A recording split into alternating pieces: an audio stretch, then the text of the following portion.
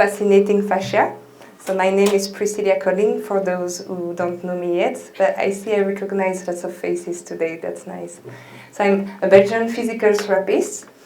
I studied 5 years in Belgium to become physical therapist, and then I studied 2 more years to be specialized in the Busquet method, which is the other lecture I gave a few days ago that you can also see on the TV if you need. That explains a very global approach and that has a very important impact on the fascia. So today I'm gonna give you lots of secrets about the fascia, because that's a word you probably have heard me saying a lot. I'm all the time talking about the fascia, but maybe it's still not clear in your mind what I'm talking about. So today I'm gonna try to make it clear for everybody, and I promise I'm not gonna ask you to dance. Those who came to my fascia gym know what I mean. So fascia. I'm not talking about facial, neither physis or fashion. I'm talking about fascia. So you probably know in our body we have lots of different systems. So I'm sure everybody knows about the skeletal systems. You probably know about the vascular system as well, with the veins and arteries. You may also know the lymphatic system. I'm extremely sure that you know the muscular system, but I'm not sure that you know the fascial system. And it's actually a very important one, because that's the system that connects all the other systems in your body. So, and actually it's been severely ignored in the last 100 years by scientists and in the medical field. In doctors and scientists used to say that the fascia was just the packing tissue of the body. So when they would do cadaver dissection, they would always remove the fascia out of the body to observe the beautiful muscles, the beautiful nerves, and think that the fascia was useless, just packing, so they would throw it to the garbage bin. But nowadays, we have discovered that the fascia is actually very important for many different reasons, and I'm going to explain you why.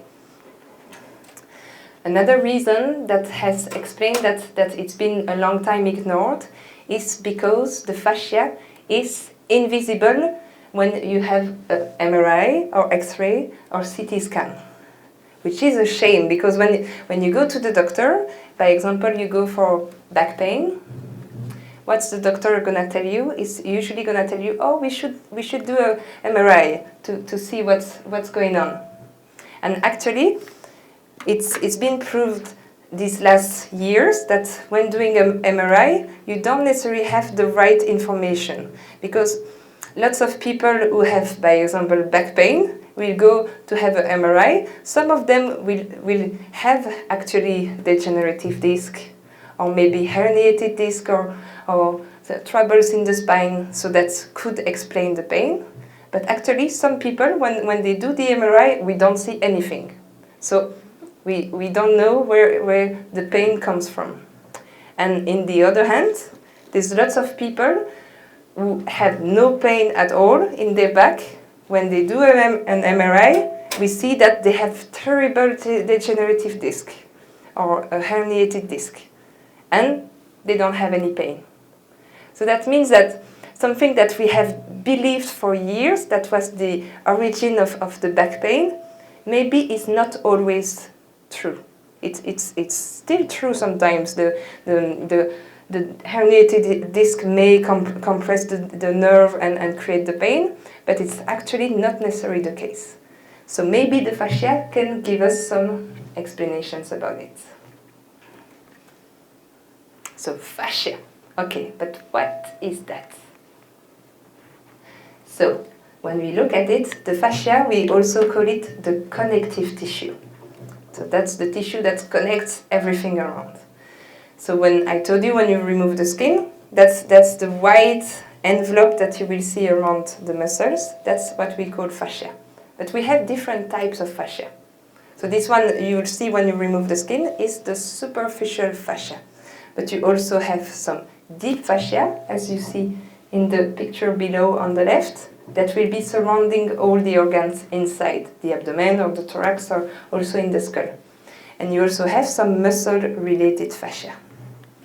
So if I look a bit more to the superficial fascia, when you go under the skin, you have different layers of fascia. So here, on this, you see the first layer here is made of the superficial layer of the skin.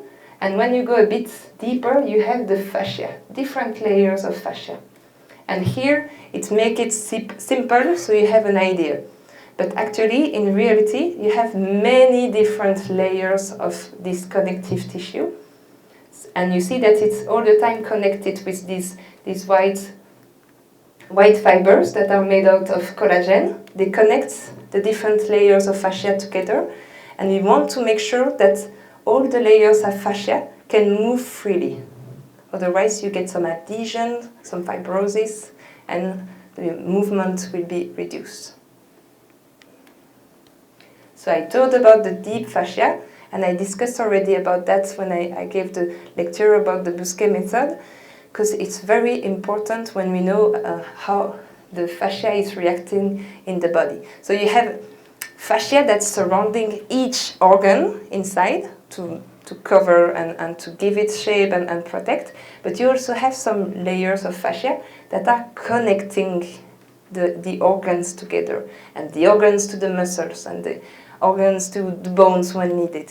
And that's very important in the function of our organs, because, by example, in the abdomen, I'm going to give the same example as the other day. Like the great intestine, it's surrounded by muscles that help with the digestion. And the muscles that this great intestine is making all the time is important through the fascia. It's going to make the gallbladder moves as well. Through the tension it's going to provide in the fascia as it's connected. And the gallbladder needs this movement to function properly. And that's the same for many other organs in the abdomen.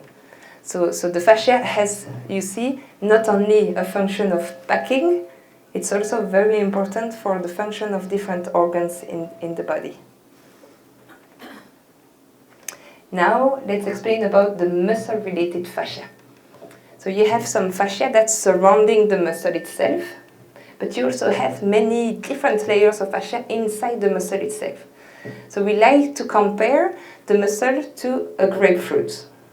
So if you remove the skin, you will see this white particle that's around the fruit itself.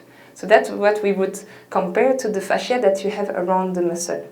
But when you separate each quarter of the grapefruit, you will see inside, you also have this white envelope that's separating, that's giving different parts of the fruits. And that's the same for the muscle. As you see here, the muscle is separated in different compartments.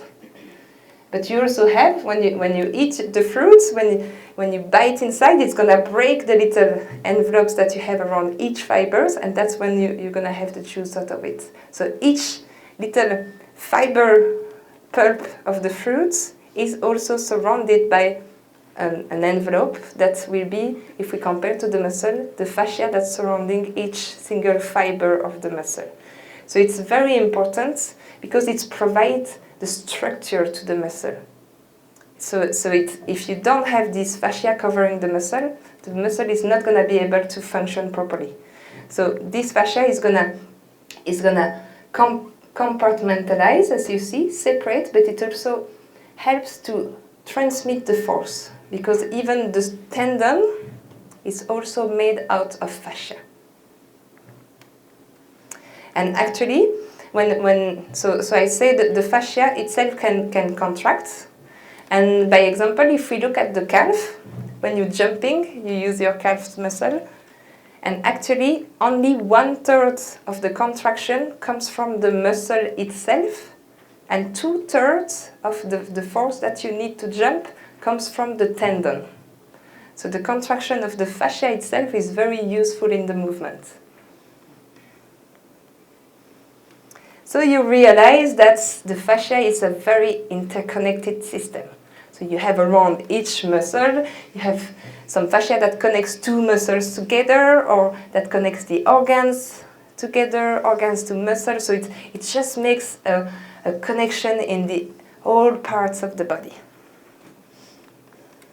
Now I want to show you a little video, and that's why we needed the sound. And that's from Dana Sterling, and you're gonna see it makes a lot of sense. Today, Cody is Monsieur Fascia, okay? And I'm going to torture him and give him all sorts of fascial restrictions. Now, before I do, Cody's fascia suit is healthy. And notice the cobwebs, right? They're doing well, right? So he can lift his arms, he can go hike, he can go play tennis, he can do it, he can tie his shoes, no pain, okay? No problem. I'm about to change that. So I'm gonna give Cody a myofascial restriction at his right rib cage and armpit. If you can already see, he's already having to adapt a little bit against this. Good. So now, Cody, go ahead and try to lift both arms up for me. And we're gonna just, woo, good. Okay, so can you see that his range of motion is restricted right now? Really try to lift them up higher, Cody. Okay? Now, drop them back down because, ow, that's not fun. Now, this makes sense, right? You can imagine how this is gonna create this restriction. Did you notice what happened at his left shoulder over here? Uh-huh, yeah? So go ahead, lift both of them again.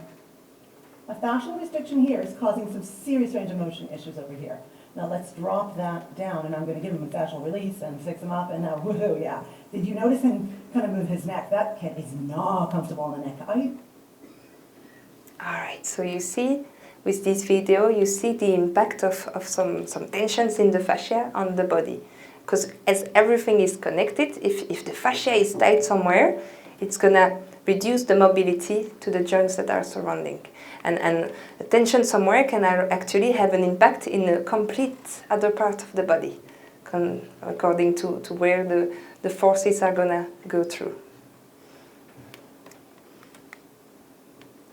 So let's see now what is the fascia made of. So on the first image, you just see that you have fascia all around. But if you look at the second image, that's if we zoom 25 times, you see that the fascia looks a bit like a spider web. And if we look a bit closer, we see that there is actually other particles inside there. So let's have a deeper look. So that's the fascial components that we have.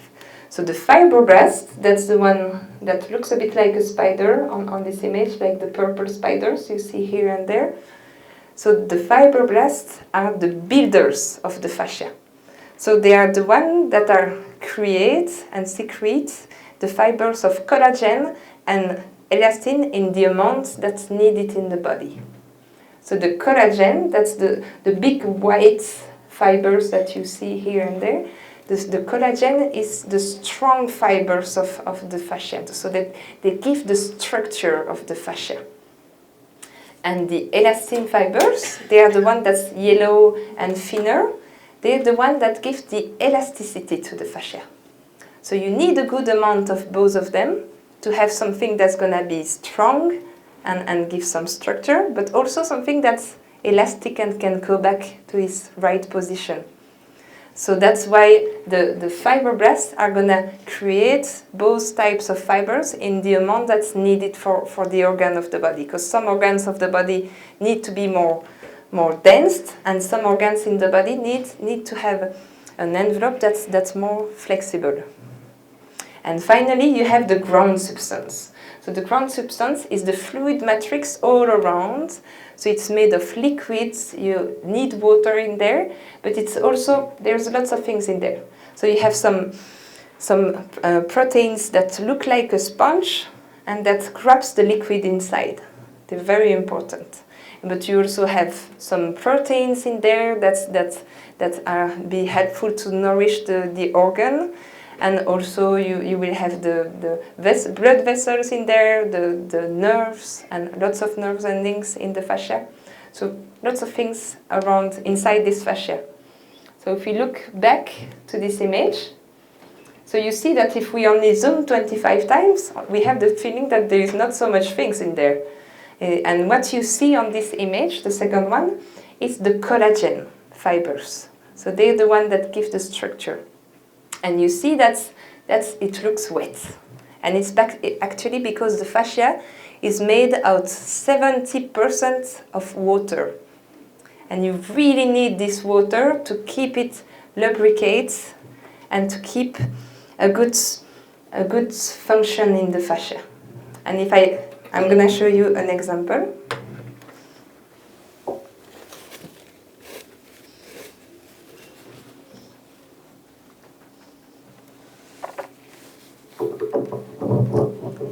So let's say that these tissues are different layers of fascia. So if you have them one on top of the other, if they need to move, if it's dry, it's not gonna move, okay? So you would need some lubrication to make it move, so some liquid inside, so they will be able to move freely. But now, if you don't have enough of these fluids, it's gonna turn out on some kind of honey. When it dries out, it has the structure of the honey. So it's gonna make it all tight, and you won't be able to move the fascia freely one against another. So you understand why you need so much water in the fascia. So it doesn't have this honey-like substance inside that make it all sticky and gives adhesions to the fascia. Oh, and I had to show you the last picture here. So here on this one, it's even zoomed a bit more, and you see that the dark fibers that we see are the collagen. The thinner that we see and that are a bit lighter, they are the elastin. And the little nodes that you see here and there, they are the fibroblasts that are the builders of the fascia.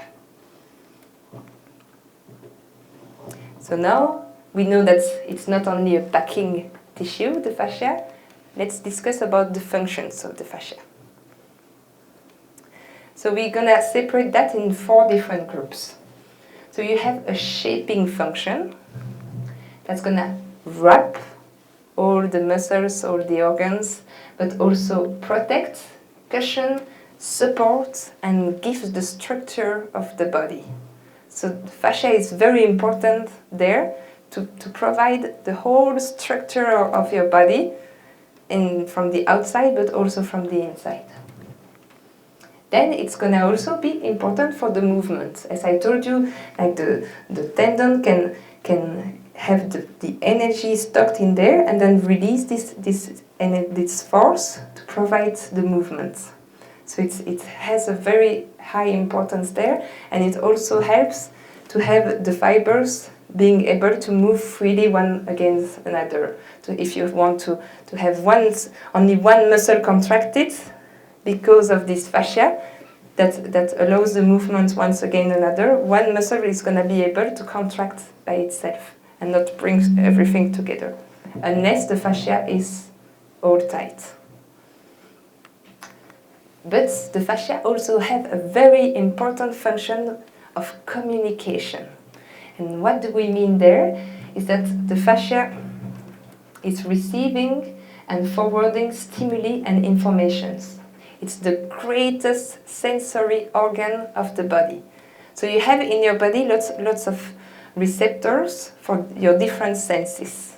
Like your body is going to give you the information of cold or hot. You will know when there is a pressure on your skin or when your muscle is contracted. All of the receptors that give you this information are actually located in the fascia. So it has a very important function there. And here again, the fascia is also important to know your own body position. So that's what we call proprioception. That's the awareness of your body position. So when you close your eyes, someone move your hands, you will know where your hand is because of the captors you have around the tendons that give you the information of contraction. So this is very important because this proprioception is going to help you to have a good posture and to have appropriate movements. So the fascia is here very useful for that. And finally, the fascia has the function of supply. As we have seen, in the fascia itself, you have lots of sugar, proteins that are going to be used to nourish the organs itself. And it's also in the fascia that you will have the exchanges between the blood vessels and the organs, and also the lymphatic system is going to have its function inside the fascia. So many functions. When we thought that it was just a packing organ, and actually it has a very important action in the body. So now we know its function, so what about its dysfunction? So on your left, you can see a nice healthy fascia. On the right, a bit less healthy fascia. You have some fibrosis inside the fascia. So when it's healthy, you see that the fascia has some good alignments. And you have a good proportion of collagen, elastin, and it provides a good shape for the skin and for the organs. Whoa. Sorry for this sound. But when the fascia gets tight, then all the fibers of collagen are not properly aligned. So when you will have contraction, it's not going to be efficient anymore. And all these adhesions you will have inside the fascia will sometimes even compress the nerves, as there is lots of nerves endings inside the fascia. Actually 6 to 10 times more nerves ending inside the fascia than in the muscle itself. So which means that when the fascia is tight, it can really compress the nerves and give an information of pain. So let's see. Maybe I'm gonna try to put it here.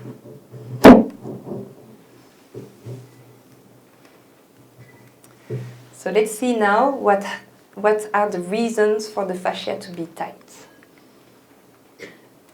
So you can have an increased level of collagen in the structure of the fascia, and this collagen is disorganized. As you saw on the drawing first, when the fascia gets tight, it's not going to have a nice structure aligned. It's going to have a whole disorganized structure that's going to have the tendency then to compress the nerves. Another reason for the fascia to get tight is the lack of water. And I explained to you that with the tissue, if you want them to move freely, you need this water. And if we don't have enough, then the liquid that we have in the ground substance is going to look like honey and make everything sticky. And you get adhesions in between the different layers of fascia. And finally, it can happen that the fascia contracts by itself. So if the fascia is contracted, then you can easily imagine that it's going to compress the nerve endings. So different things are going to explain these origins of fibrosis. So you can have, if you have a lack of movement, the movement is crucial to create the water inside the fascia. So some people are sedentary, they don't move much, and they're going to get the fascia tight because of that, because the movement is going to reduce the quantity of water inside the fascia, and also make the proportion of collagen versus elastin higher for the collagen. So it's going to make it all tight and hard. And so another reason for that, if you have surgery, by example, you broke your arm and you have your arm in a plaster for a few weeks, then all this time you don't have any movements, is going to create a fascia very tight because of the same reasons. Also, if you have some scar tissue inside your fascia, this scar is also going to create very, very strong fibrosis, and the fascia won't be able to move freely anymore. So if you don't drink enough water, that's of course another reason for lacking of water in your fascia. And aging is another factor for that, because when we age, we have a natural tendency to have less water inside the body. So that explains why lots of people say, oh, you young, you don't know what is it about having pain. Because when you get older, you have less water, so the fascia gets all tight, and you easily have this feeling of having pain all around the body, because the fascia are all tight and compress the nerves. So I told you that the fascia is able to contract, and that's something very interesting. It's been proven in the last few years by scientists that the fascia itself can contract separately from the muscle, and there is two important factors that are gonna make the fascia tight and compress by itself. So one reason for it is inflammation. If you have inflammation somewhere in your body, in the organs or in the muscles, this inflammation is going to make the fascia contract and make it tight. But also the stress is a very important factor here. And that's really interesting because nowadays there was no proof for an interaction between the stress and muscles contraction. But here they have shown an interaction between the stress and fascia contraction. So the stress releases some hormones in the body, and the fascia is sensible for these hormones, and it's going to make the fascia tight.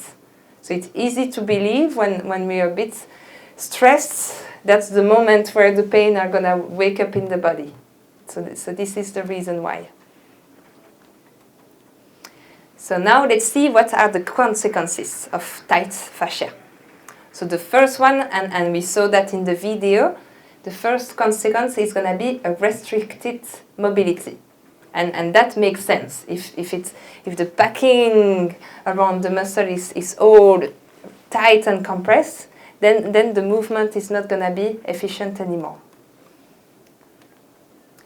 Another consequence is going to be to have a bad posture.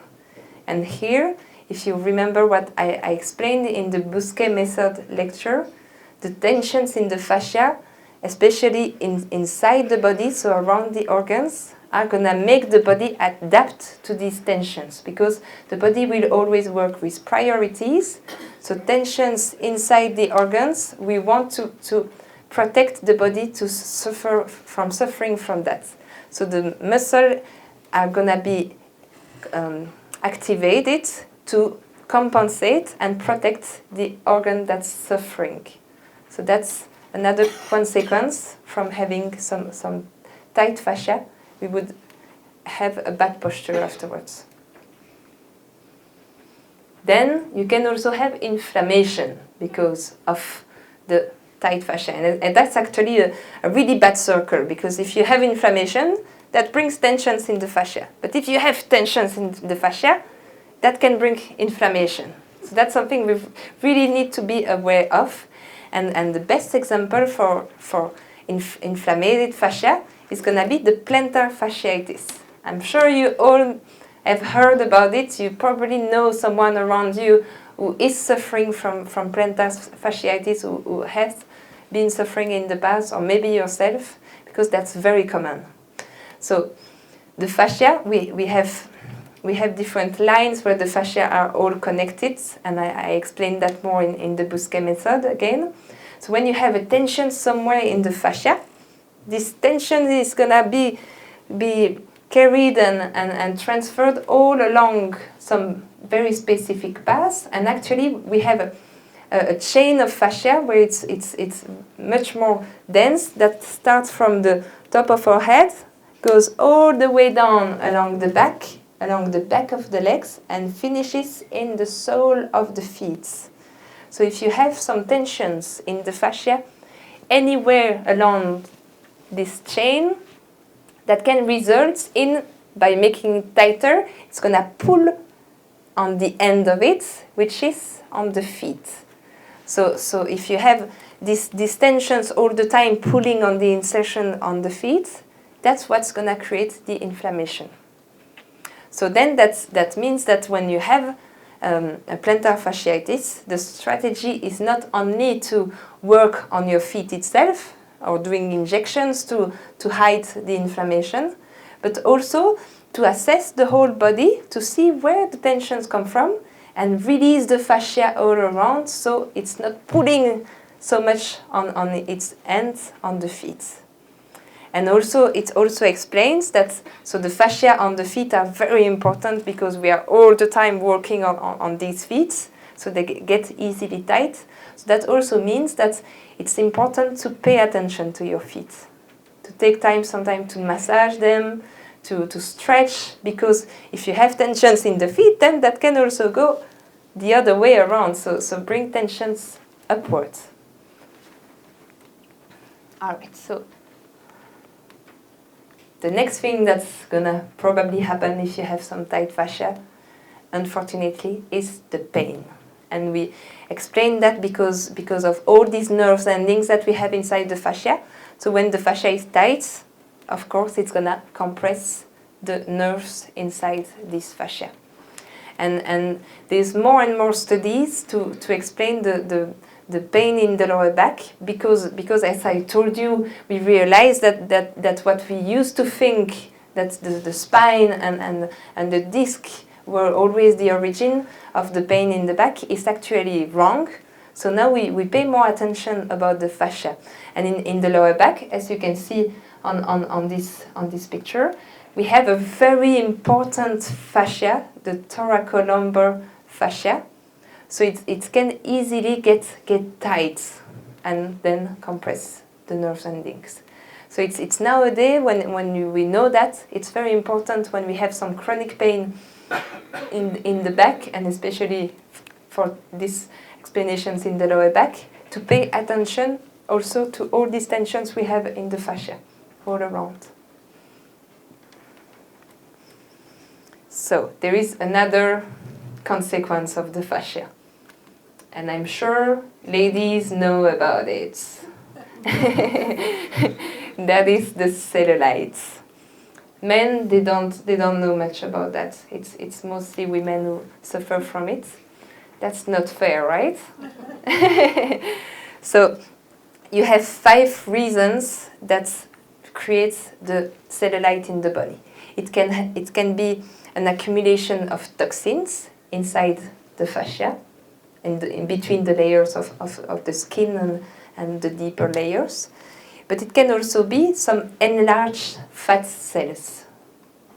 It can also be some poor circulation, some water retention, but also some tightness, some tensions in the fascia. And let me explain you now when we look at these drawings.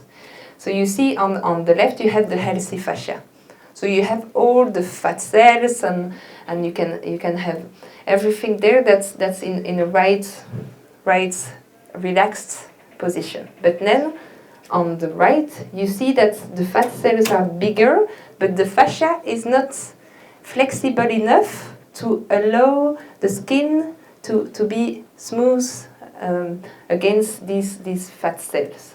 So that explains why if the fat cells are bigger, then you're going to have these bumps showing on the skin, the orange peel skin.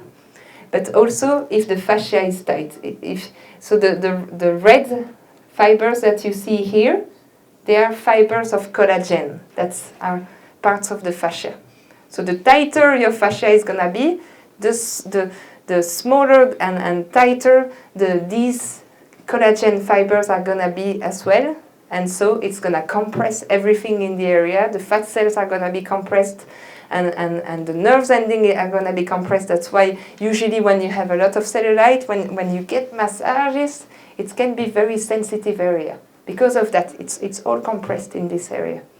And it's again a bad circle because you have these fat cells there, and actually it's all compressed. So the blood circulation and the lymphatic system is not going to be very efficient because nothing is able to move there. So it just makes it worse and worse. So it's important when you have cellulite to release these tensions in the fascia so you have more space in there so the blood circulation and the lymphatic system can be more efficient. And it gives a very nicer aspect to the skin as well. And also another consequence that can have when we have some tight fascia is going to be the increased swelling or lymphedema in the legs, by example. It doesn't mean that because you have some tight fascia, you will have some swelling. But it just means that if you have the tendency to have the legs going to be swollen or lymphedema, then if you have some tight fascia, it's going to make it worse. And for the same reason I just explained before. Because when you have water in this fascia, so it's full with the fat cells, with the water, with the sugar-like proteins. But then, as it's all compressed, the job of the sponge-like proteins, it's the hyaluronic acid that's grabbing the water, and it looks like a sponge, and it's grabbed the water, and it's supposed to go inside the lymph vessels. But if it's all compressed, then they're gonna get too big, they will be full of water, but they won't be able to go inside the lymph vessels anymore. So by releasing the tensions in the fascia, in that case, that's gonna provide more space. So these sponge-like proteins are gonna be more effective to take the water and bring it out and flush it out in the lymphatic system. So great, we see how important it is to release the tensions in the fascia, right? Yeah, but then how do we do that? So we were looking at the 4 functions of the fascia, and so we're gonna look what you can do for these different functions. So when we look at the shaping function of the fascia, that provides the structure of the whole body, for that what we're gonna have to do is to stretch.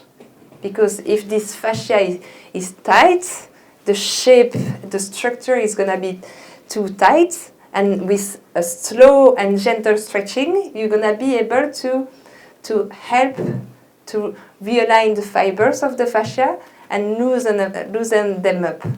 So the slow, gentle stretching will be the best thing to do for this function of the fascia. So yoga, yin yoga is going to be helpful. The Busquet method is also a technique where we do some gentle and slow stretching, so that's going to be helpful. This Thai massage is also involving stretching, so there's many things you can do on your own, stretching your body. Then, when we look at the second function of the fascia, the movement, for this one, we're going to want to spring, which means that we want to do some active springing movements like jumping or swinging the upper body, because here what we want is not necessarily to realign the fibers, it's not necessary to loosen them up, it's to make the different layers of the fascia move freely. So we want to have something active that's going to make the different layers of fascia move. So we release a bit the little adhesions we can have in there.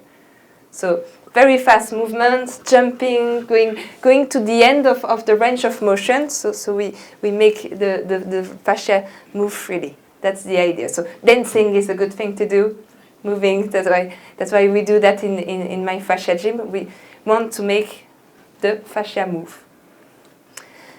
So for that you can do lots of different things. First thing, you can put the music on in the morning and dance and move. That's the first thing you can do for that. Then you can also do some Pilates, some more active yoga. There's lots of things as well you can do for this function of the fascia. Now I'm talking about the communication function. As you remember, you have all these captors in your fascia to give you the information of your body position, but also the information of pressure or hot, cold. So this is also a very important function of the fascia, and there is things you can do for that. So we say you want to work on the feeling. So for that you can, by example, do some massage, because when you receive a massage, then you get aware of your body and you get aware of your tensions. So that's a good way to understand what's going on in your body. You can also do some guided meditations or some conscious movements. The idea is really to raise your body awareness, to be conscious of what's going on in there and the tensions you have, the back posture you may have. So you have also many things you can do, even on your own, just taking some time to observe your body position and tensions. Then, for the last and very important function of supply, as I told you that in the fascia you have all the proteins that are important to nourish the organs. You want to help with that, with what we're gonna say supply. So you want to activate the blood circulation in there to renew the proteins. Ladies and gentlemen, this is the captain. Sorry for that. From the bridge. The time has just gone 12 o'clock on board the Viking Sun this Monday, 23rd of September 2019.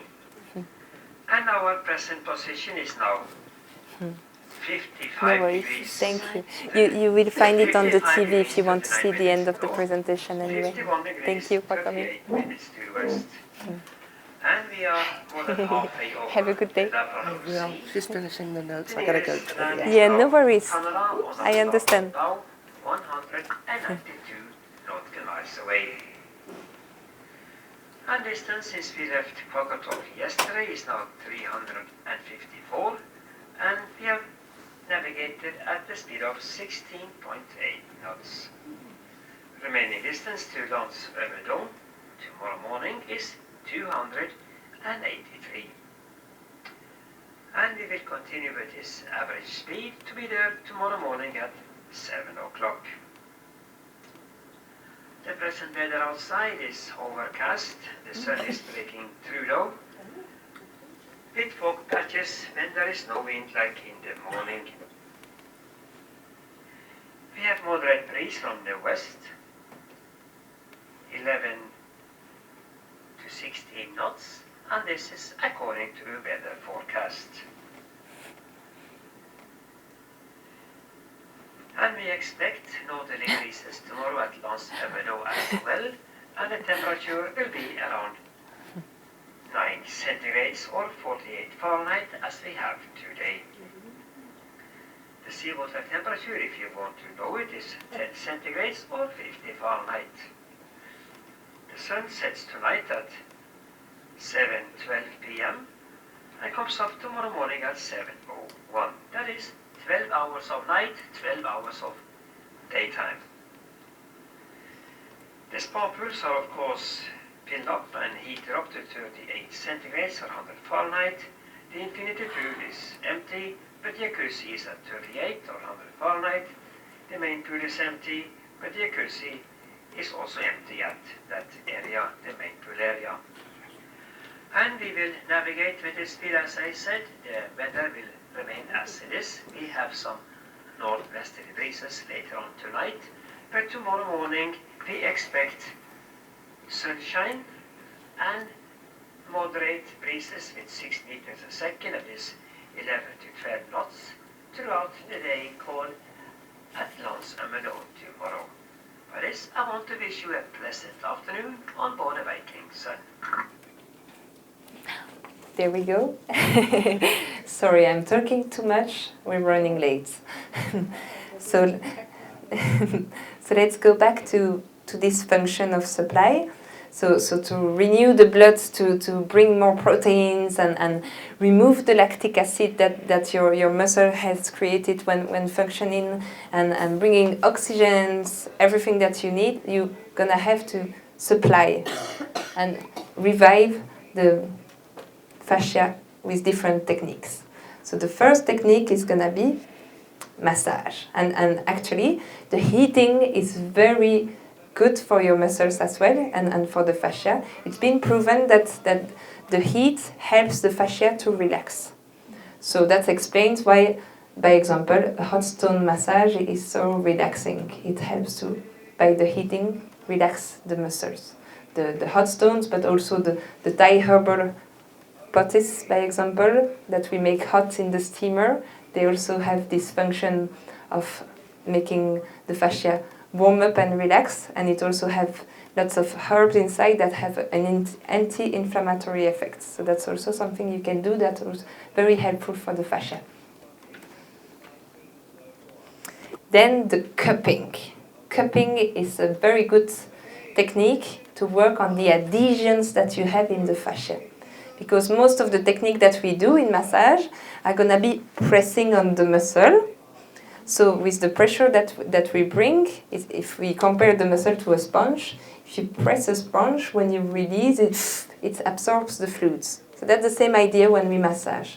And that's what, when we go deeper, it's because we want to press the sponge even more. So when you release, you have even more fluids that will help to take away the lactic acid, bring new proteins and oxygen. But with the cupping, we have one function that we don't have with a regular massage, is that we're gonna lift up the fascia. And here the cupping that I show on the picture and that we practice here on board is a motion cupping, a sliding cupping. So you don't leave the cup on one part of the body, so you don't get the big marks on the body. You use it to make a suction, and by applying oil first on the body and then sliding the cup, it helps to bring a lot of blood in the area, but also lifting up the fascia, release the adhesions that you have between the different layers. So that's a very good tool to work on the adhesions you have on the fascia. Then you can also self-massage your fascia. For that you can use a foam roller, as you can see on the picture on the left. That's really good. You will apply a quite strong pressure and move slowly. So you really bring new blood in the whole area of the fascia. So that's something you can do on your own. And you can also self-massage some specific parts of the body with a trigger ball. So that's the black one we see here. It's a small ball, but it has to be really hard, because you want to have this pressure. So that's why I wouldn't recommend a tennis ball to massage yourself, because it's going to be too soft. You could use a baseball ball, by example, at least something really hard to create this pressure in the fascia and in the muscle. So that can be helpful for the feet, by example. That's something simple to do, especially if you sense you might have some issues with plantar fasciitis. You will want to massage your feet with this kind of ball or with the spiky one you see under. Then there is something that's very, very fashionable right now, the acupressure mat. So it's a mat with lots of, we say bed of nails. It's made with lots of little kind of needles. And you will lay down on it, by example, putting it in your back.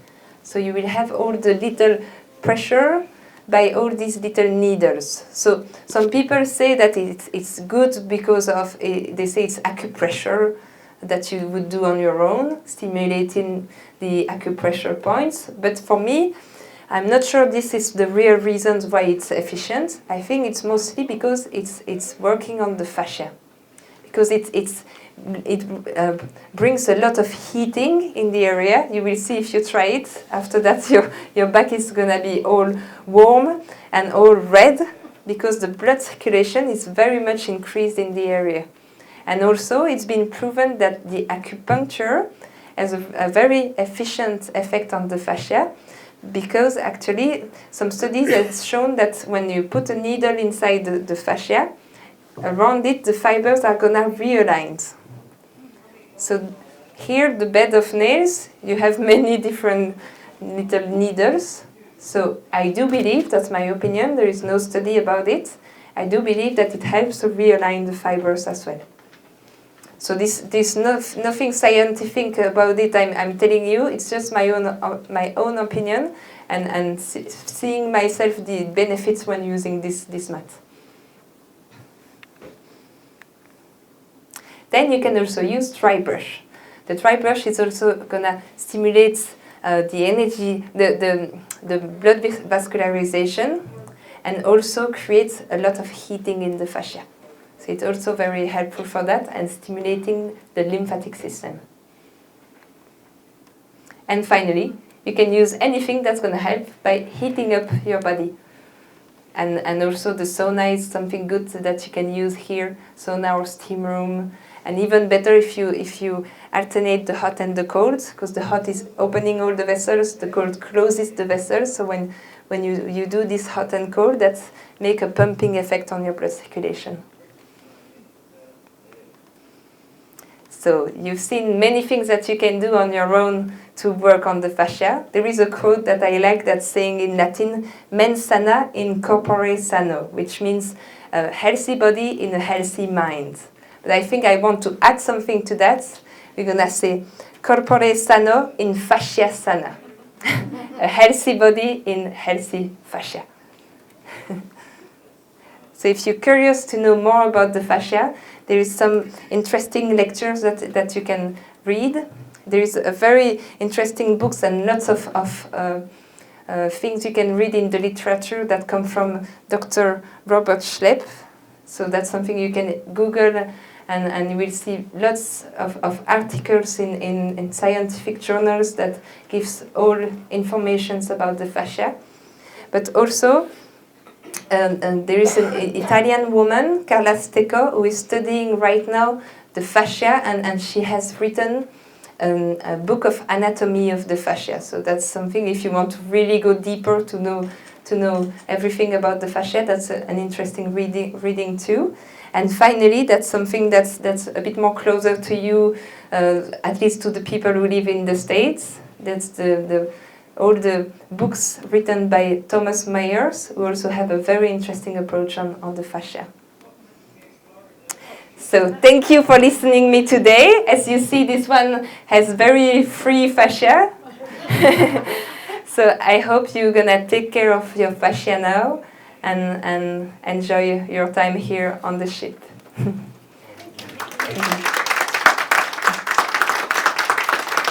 Do you have any question? Yes, let me know.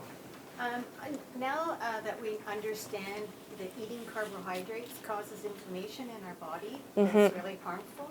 Yeah. Is there any evidence that links the information from the carbohydrates to inflammation in the fascia, or reversely, decreasing the intake of carbohydrates, reducing the inflammation in the fascia?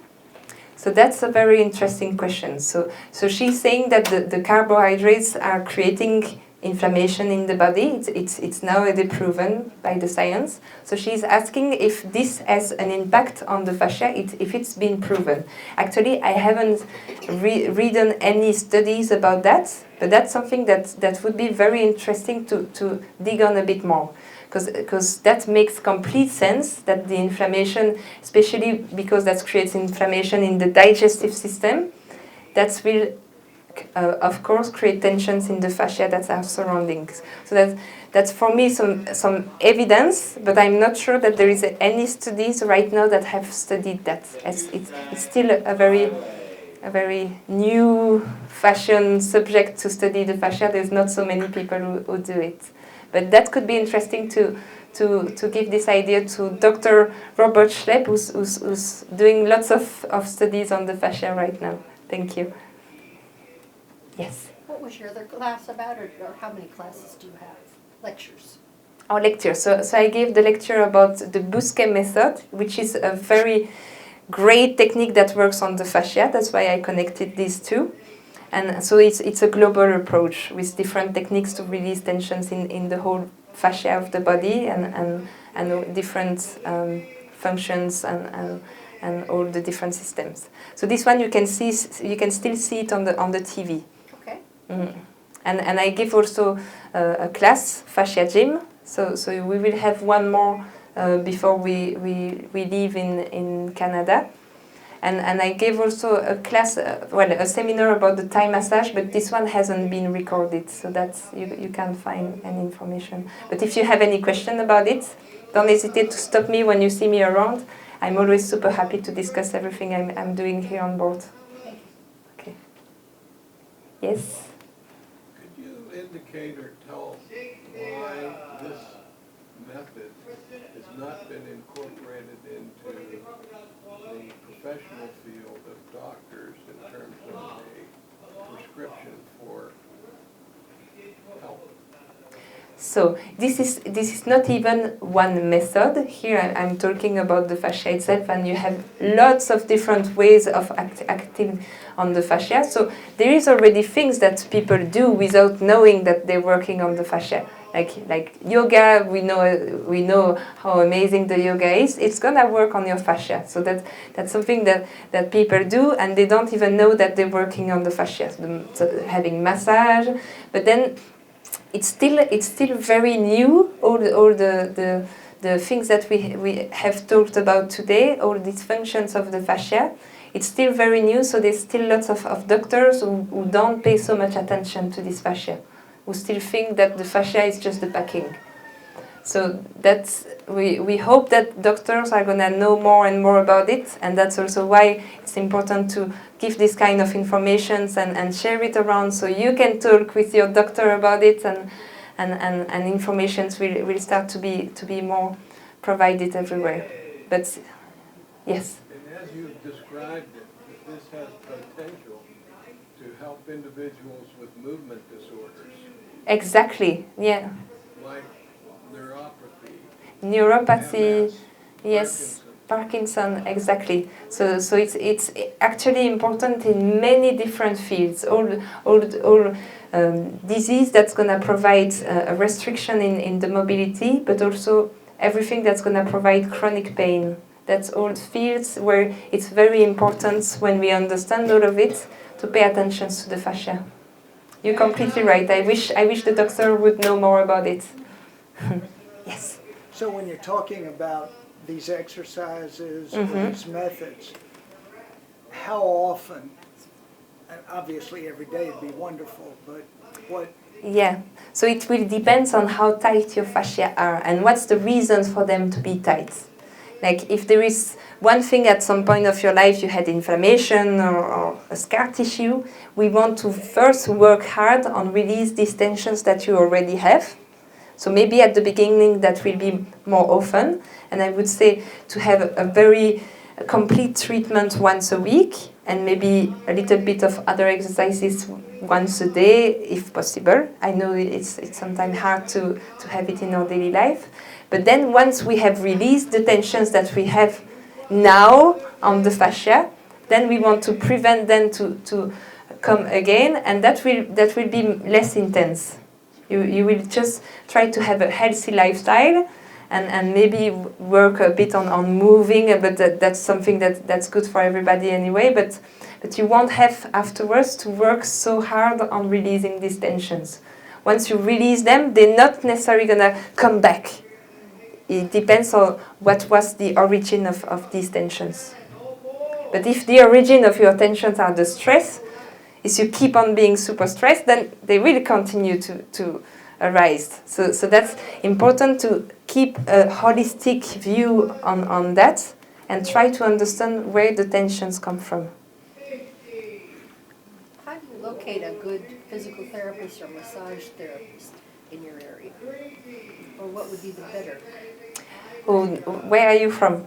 Southern California, Orange County. Yeah, that's a bit hard for me to answer this question, but if you... Something I should look for. To look for, you can look if they know about the fascia. That's going to be a first indication. Okay. There is some people who actively talk about the fascia, so you will find it on their website that they will tell you that they work on the fascia. Okay. So that's something that will be a good indication that they're doing something helpful for that. And if not, you can always ask them, do your technique have an impact on the fascia? And if you see that they're like, or if they just say, oh, yes, you can ask them to explain you a bit now that you understand how the fascia is in your body. If they explain you will be able to understand how their techniques will have an impact on the fascia. Mm. Yes? To answer her question, you might Google something. Yes, like that's a good idea. MELT, MELT, all in capital letters. MELT. Just put it in MELT San Diego. So that What does that stand for? Myofascial energetic length technique. Okay, I'll just say no. That's right. Yeah. So that's something you can find in the States, and this lady is using. That's what she has developed. It was by a woman named Sue Hinsman. And a lot of the techniques that they have, I saw in the presentation today, where it's the dehydration and rehydration of the fascia. So thank you, Herb, for this little information that is going to be helpful for people being in the States. Yes? The brush that you mentioned, is that available in Yes, I do many treatments that work on the fascia. But you have the brush available? Oh, the brush. Yeah, we do even sell them, the brush. So the dry brush, you would use it always going towards some lymphatic nodes. So you just brush. It's a dry brush, so you never want it to be wet, and you always just brush to feel that it's warming up, and you can do it on the whole body. So on the legs, you want to go up towards the back of the knees and the groin area. On the stomach, you want to push down towards the groin area where you have also lymphatic nodes. On the upper part, you want to go towards the armpits where you have very important lymphatic nodes. So the arms up and on the chest outwards. But that's something that's interesting to do, like when you warm up the shower, you have 2 minutes, just brush the body. You can do it on the neck too, yeah. It's not so easy to do on yourself, but that's also possible. Thank you. I have one more question, actually. Yes. So I noticed you identified acupuncture Yes. as being one of the... in Canada, we hear about dry needling. Dry needling, yes. And I understand that that's using acupuncture needles, but not focusing on the meridians. It focuses Exactly. on the fascia strictures. Yes. Okay, so that's, I think, another thing you can look for when you're looking for a physiotherapist. Yes, that's right. Because so the dry needling is a bit similar to the acupuncture, but the difference, as you mentioned, is that it's not the acupuncture. It comes from the Chinese medicine. So they want to put the needles on the path of meridians, so the energy lines. When the dry needling is working on some trigger points mostly, so where you have tensions in the muscle and in the fascia, and the dry needling the needle will be put a bit deeper. When in the acupuncture it's just at the very superficial level, but the dry needling the needle is put a bit deeper and even sometimes inside the muscle. So that's the difference in between both. But then the dry needling will have also this good impact on the fascia. There's just one thing I would mention about that a doctor told me, just to have a different opinion about it. She said for her, she was a bit worried about the dry needling because of it being a bit deeper. So she said because you insert a needle inside the muscle, when you remove it, you have some opening inside the body. So she said that's the open gate to infections. So that's something I would be just aware of when doing the dry needling. I've heard many good results from people using the dry needling, and I'm sure that most of the therapists use very good hygiene, and you probably wouldn't have any bad consequences, but that's something just to be aware of.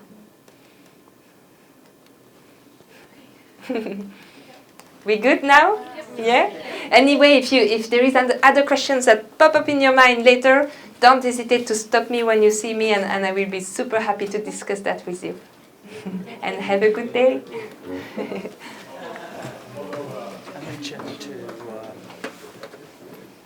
Stephen, I guess, when I was talking to him, that I'm sorry y'all don't have more of what you had with the fascia gym. Oh, Because yeah. I did attend the one, which yeah. this is the kind of thing we're doing at the Y in Atlanta. Yeah. For each aging and stuff. But I thought that was a great class. Okay. I would find Oh, nice. more time to do those kind of classes. I'm And gonna. more space. Yeah, that's right. We were packed, right? Yeah, we were. Yeah. But that showed the demand was there. Yeah. But that's a good Yeah. thing at least. Yeah. But that's good you mentioned that. I might think about doing that more often. Right. And I'm gonna give something a bit different next time. I'm gonna talk about the core muscles, because the core muscles are very important for the Right. posture too. And I know it's not necessarily easy to understand what to do when we say contract your core muscles. What's supposed to happen in the inside. So I give it's a workshop, I will say, because we're not doing a lot of exercises, but we still want to be in comfortable clothes. And I will explain with very clear image how to do to contract the core muscles. And when is that? Oh, that's a good question. I'm bad with my schedule. Okay. That's gonna be in a couple of days, I think. Okay, I'll look for it. So And yeah, it'll be called, core muscles awareness. I'll look for it. Great. Thank you very much. You are welcome. Do you have a schedule of your classes that we can get downstairs that's separate from daily so that we can get the So there is a schedule downstairs, and I don't think they talk about the core muscles awareness.